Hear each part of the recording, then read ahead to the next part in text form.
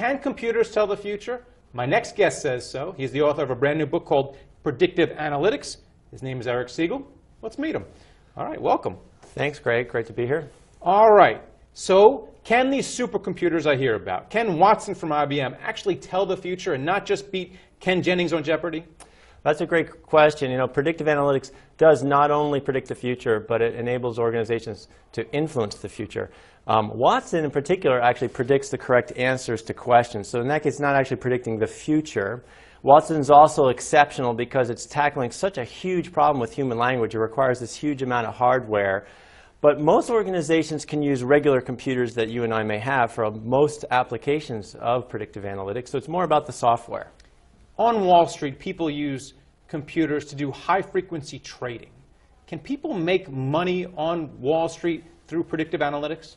You know, unlike a lot of applications of predictive analytics in business, such as for marketing, financial risk, credit risk, and these kinds of things, you know, there's a great number of anecdotes about black box or algorithmic trading using the same core technology, which is learning from data to predict per case basis, per stock, as it can go up or down.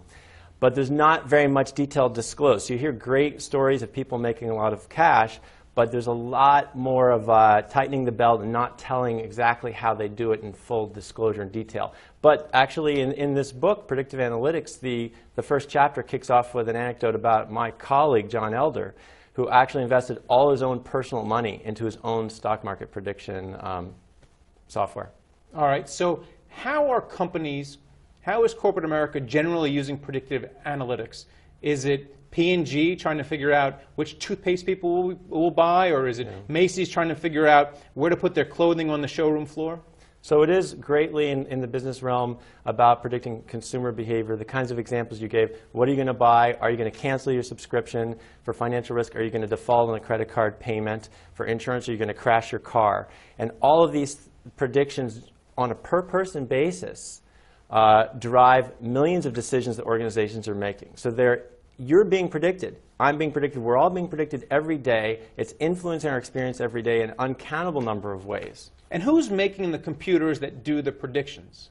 Well, there's a great number of vendors, software vendors, that are providing this technology to all kinds of large and medium, and in some cases small companies. But it's really more about the software than the hardware. So the biggest two vendors are IBM and SAS. There's a great number of other vendors, StatSoft, Salford Systems, a huge number, and there's new ones every month, a growing realm of software vendors providing the software for prediction. And finally, what happens if everyone's predicting the same thing? Is that the time when you should go against the grain? Because they say that's the time you make money on Wall Street. Well, the fact is, that's a great question.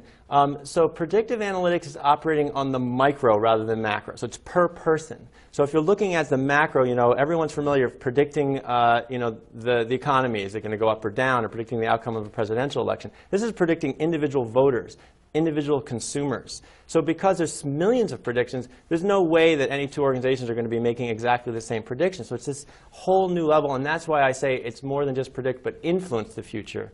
Because all those millions of predictions improve and drive the operational decisions. It makes organizations operate more effectively. Interesting stuff. Thanks for coming. Great to be here, Greg. Thanks a lot. Good luck with the book, Eric Siegel. And thank you for watching The Street.